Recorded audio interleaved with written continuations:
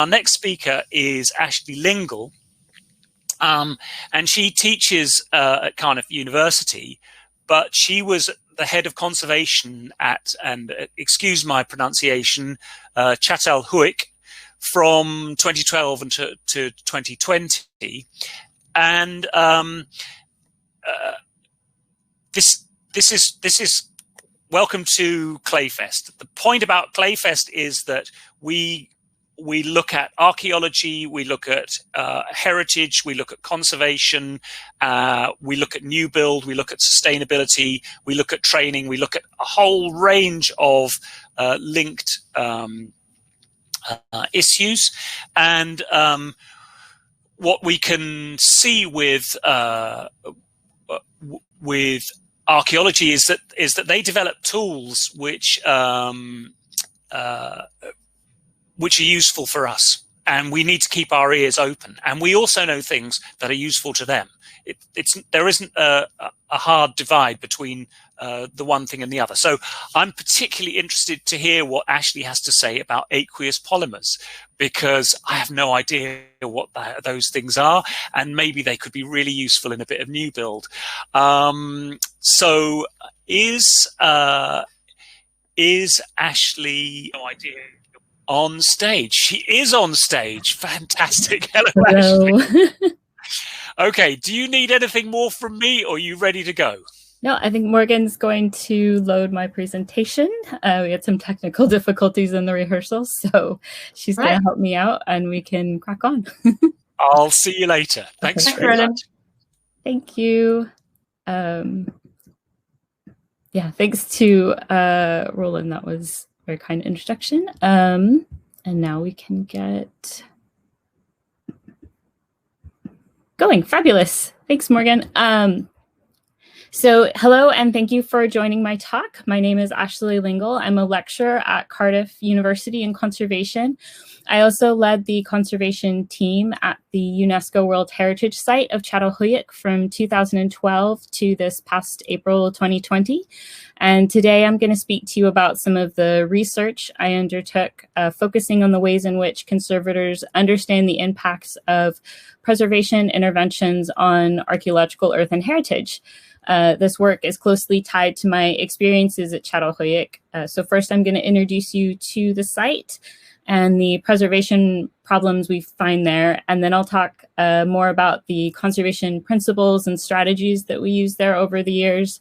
And finally, I'll discuss the methods I put in place for gauging intervention success at the site.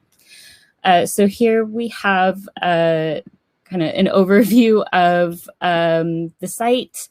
It's located in central southwest Turkey, and thanks to the work of archaeologists James Mellart and Ian Hodder, Çatalhöyük is a relatively well-known site. It has a distinct iconographic record that some people might be familiar with. This Neolithic tell site dates back about 9,000 years, and archaeologists have been studying the earthen structures and rich occupational record of the site since the 1960s. In the mid-1990s, oh, hold on, getting ahead of me. The mid-1990s, work began at the site to open it to tourism in addition to furthering archaeological research there. There are two main excavation areas. You can see here in the slide those kind of white bubbles. So the north area is that brighter white one, and the south one is the more yellowy one further towards the bottom of the image. So the south shelter was built in 2003, and then the north shelter in 2008. The shelter over the north area covers approximately 8 excavated Neolithic houses, a large midden area, and several other partially excavated structures.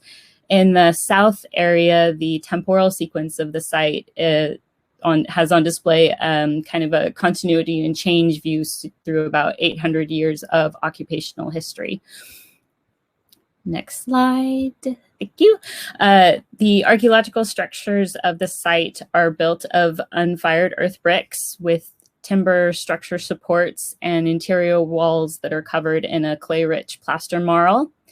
The rooms were continually replastered throughout the life of the building, and often we find wall paintings discovered between the layers. In this slide, you can see a reproduction of a volcano image that the site is very well known for. The general layout of the buildings consists of an oven on the southern wall, platforms in the northeastern corner, and small side rooms with storage bins. Human remains at the site are found buried in the platform structures, as well as other key areas of the buildings. The structures of the site are densely packed together with only a few centimeters between walls when they're not shared walls, leading archaeologists to the conclusion that the access to the buildings was through the roofs. As buildings came out of use, they were partially disassembled and nearly identical buildings constructed in the footprint. And if we go to the next slide, we have an overview of some of the remarkable material culture that we've discovered in recent years. So running clockwise, we have an obsidian mirror, a bear figurine, what is commonly referred to as a mother goddess statuette, a sculpted plaster head with obsidian eyes, and a geometric wall painting. Okay. And then here's just kind of a snapshot of the exposed archaeology under the shelters, the North Shelter in 2017, and then again the South Shelter in 2017. So conserving archaeological earthen archaeology is very difficult, as the wider context of conservation issues are very challenging to correctly underpin. There's an inherent difficulty in gauging success of field applications of conservation treatments on archaeological heritage, just in any context. Often preconception, anecdotal methodologies, and ad hoc treatments perpetuate conservation practice without full analytical understanding. And these problems are compounded when field treatments fail and there's no facilities or time to determine why they were unsuccessful.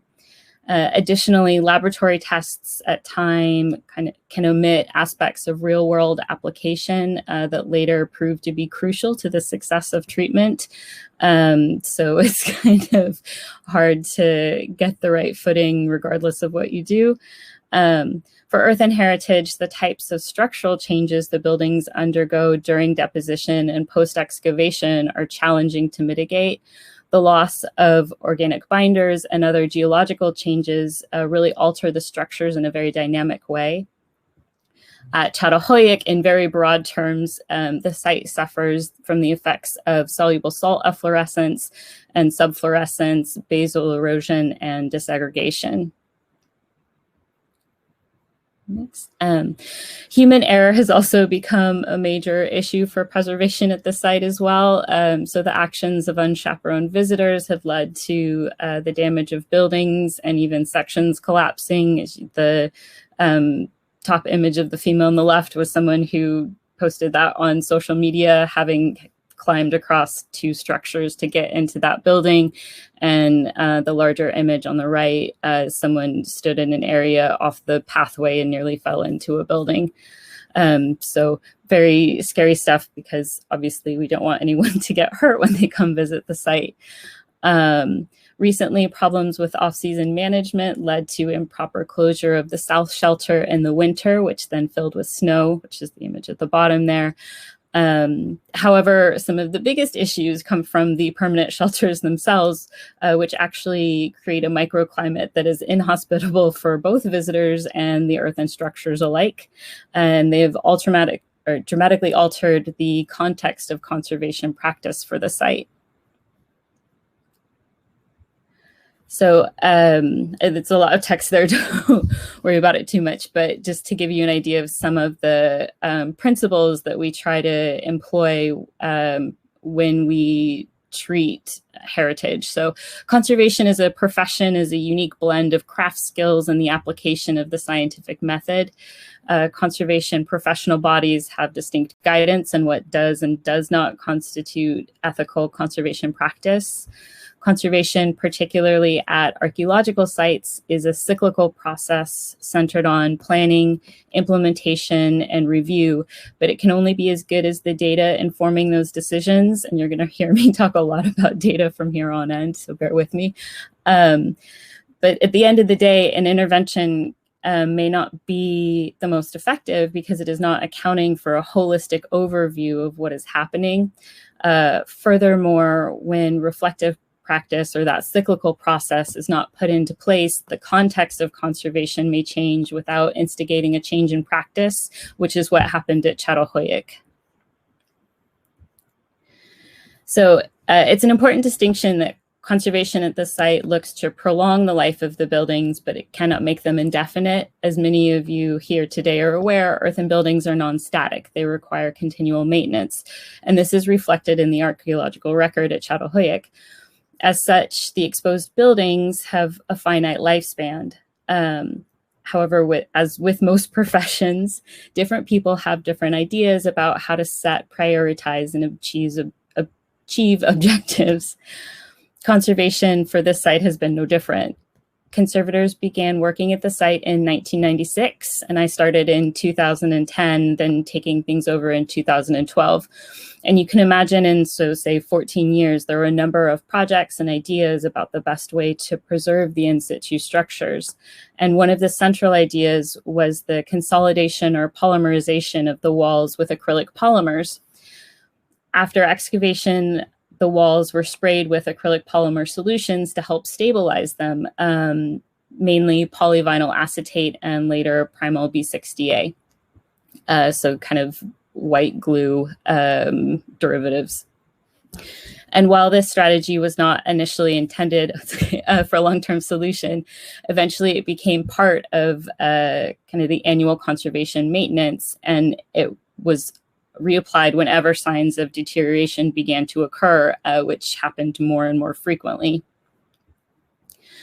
So I came to understand that consolidation wasn't working, but I needed to figure out why. Fortunately, this was at the same time the site received its World Heritage inscription, so I had a tremendous amount of support in starting this research.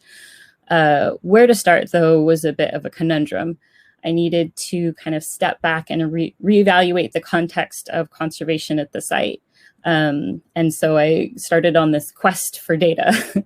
First, I looked at the properties of the polymers we were using at site and others available, but I kept asking, would a different polymer be the right answer?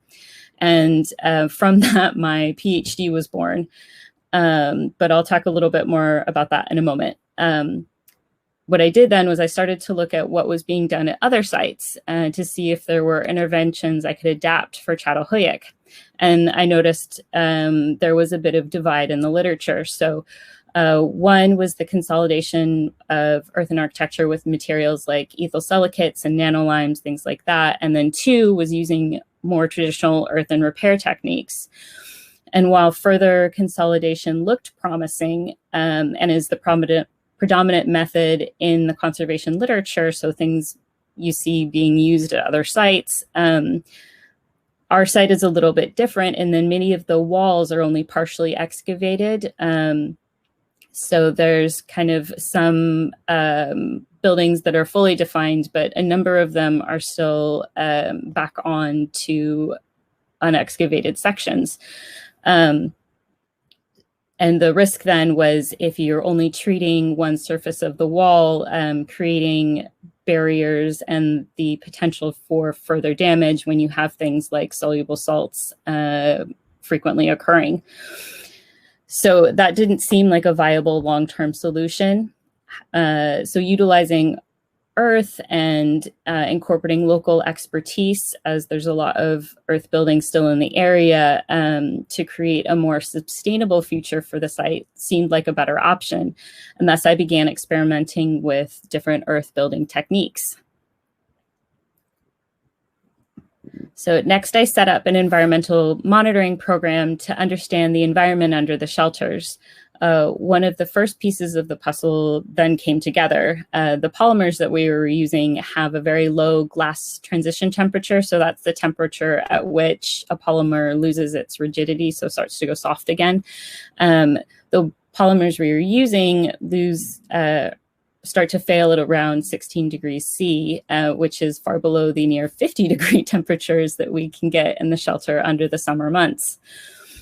Because I had sort of a year-long view of the site now, I could start to see the impacts of the greenhouse effect under the shelters, the frequency of freeze-thaw cycles in the winter, and I could see when activities like salt efflorescence, frost weathering, and desiccation were actually occurring. So then in 2015, I looked to see how we were recording conservation data, what other kinds of data were available, and how we could most effectively visualize it. So through a grant from the Archaeological Institute of America, I was able to enlist the help of some digital heritage experts from University of California, Merced, and we created the Chattahooyok Digital Preservation Project. It's a system for using the pre-existing 3D models that we had of the site and repurposing them for monitoring deterioration. So we took scans from differing years and overlaid the loss, and then through it, we were able to quantitatively measure deterioration. I think in the next slide, I'll show you a map of that. But on this slide, what you can see, looking at the kind of blue-green ones, those are our scales of relative humidity. So we can look at when the humidity drops below 20%, so the point at which clays start to desiccate, and you get that powdering effect.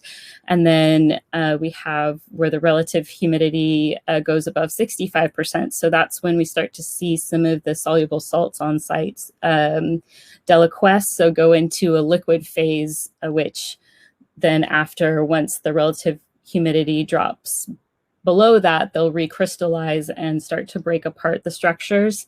The big points to take from there, if you look at the bottom, I know it's small, I'm sorry, but in terms of day scales, so we've got over 200 days in a year that it will drop below 20%, and then over 300 days of the year, it'll rise above 65%. So you can start to see how in multiple times in a single day, these two danger points are kind of reached for our structures. And then the other gradient map on the far right is looking at sort of the temperature scales across the shelter and that kind of thermal index variation. Next. Okay, great. And so with our digital scans, in the middle here, we have a 3D point cloud of what we call feature 229. The image, the point cloud on the top is from 2014. And then beneath that, overlaid in red, is the same featured scan in 2016 with the areas of blue denoting significant changes, so loss. And we can cumulatively measure that to about 6 liters of erosion over the 2 years. Furthermore, what we did was we built a system for inputting our conservation observations, so that qualitative data, and our interventions into ArcGIS with our environmental data and the deterioration data, so we could look at all of the information in a new dynamic way to understand the impacts of what we were doing, where conservation efforts needed to be focused. And there were 2 surprising outcomes from this research. One was the extent of the variation of the microclimate within a single shelter. And 2 was that we could start to see the impacts of climate change. So year to year, things survived better when we had sort of less extreme weather variation over the year. So going back to the polymer and that sort of PhD quest I went on, what was it actually doing? So for the decade plus that we were applying these materials at the site, how did that perpetuate for so long? So I developed a protocol for examining polymer behavior in earthen architecture. So it's a complementary testing system incorporating samples collected at Çatalhöyük as well as compositionally similar samples that I made in the lab for reproducibility. So beginning with polymer mapping using a Fourier transform infrared microspectroscopy. So it's this works by exposing areas of just a few microns to an infrared beam, which then produces a wave like you see at the bottom of the slide, which relates to the surface chemistry. The areas circled denote the evidence of the polymer being detected within a scan. But I will say both the scans that are circled there are from the surface of the sample. So the tests consistently showed that no polymer could be detected below the surface. And these contradicted observations of the polymer when consolidating earthen materials. Because as I did some more experimental work, what I realized what was happening is we had the separation of the polymer from its aqueous solution. So basically only water was moving through the substrate of the brick. None of the polymer was being carried with it. Cool, thanks.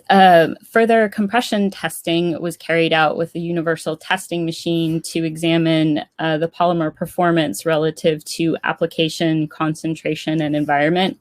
So here I just used the laboratory samples for reproducibility. There's too much variation with the archaeological samples.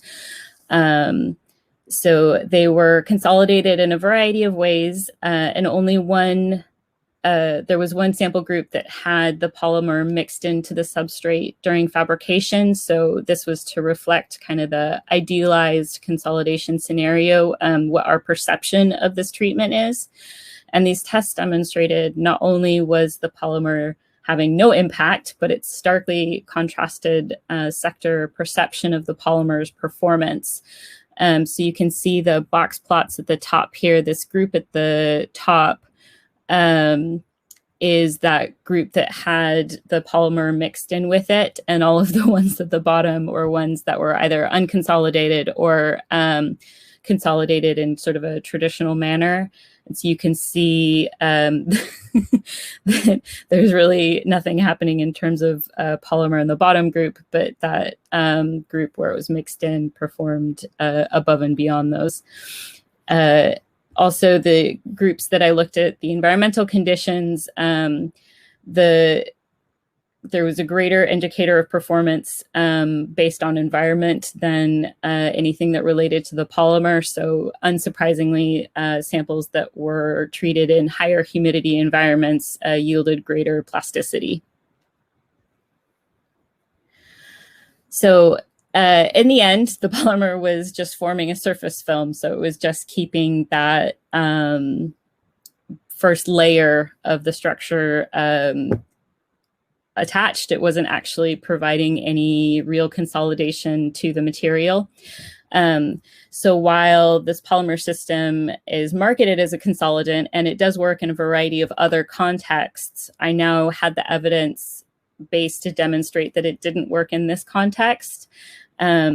So now our conservation treatments aim to be more environmentally sympathetic, using either materials which can withstand the climate or based on traditional earthen building techniques. So rather than consolidating the walls, sacrificial earthen layers are built in areas of basal erosion, mitigating the rise of soluble salts and providing longer-term stabilization. First, treatment areas are cleaned of debris, then lined with geotextile. Following this, eroded earth from the site is sieved and mixed with chaff and perlite to make it both kind of strong and permeable. And once mixed with water, it's built into place as needed. In the instances where it is necessary to use a polymer, we now use an acrylic resin, which has a glass transition temperature, so that temperature where it starts to fail again, is at 60 degrees. So it's above and beyond what we need for the environment that we're using. But by using all these monitoring techniques that we have in place now, we have kind of an evidence base for treatment success, and it will help sort of inform changes to the site's preservation in the future. So at the end of the day, it doesn't matter if they keep using the methods I created or if those taking on care of the site in the future choose to do another program. They now have a way to understand whether their treatments are working or not. So that was kind of one of our aims for this project. So anyways, thank you for your attention. Any questions, please get in touch. And I hope to join you all again at a future Clay Fest when we can all get our hands muddy. So thank you.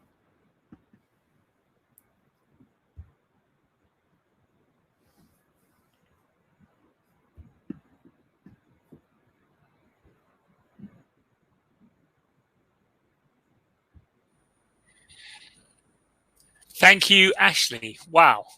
That is a load of data. And it's really interesting, you know, because I sort of said, oh, this, you know, be very interesting to see what this aqueous polymer thing is. And what it turns out is that actually Earth is a really good way of preserving Earth.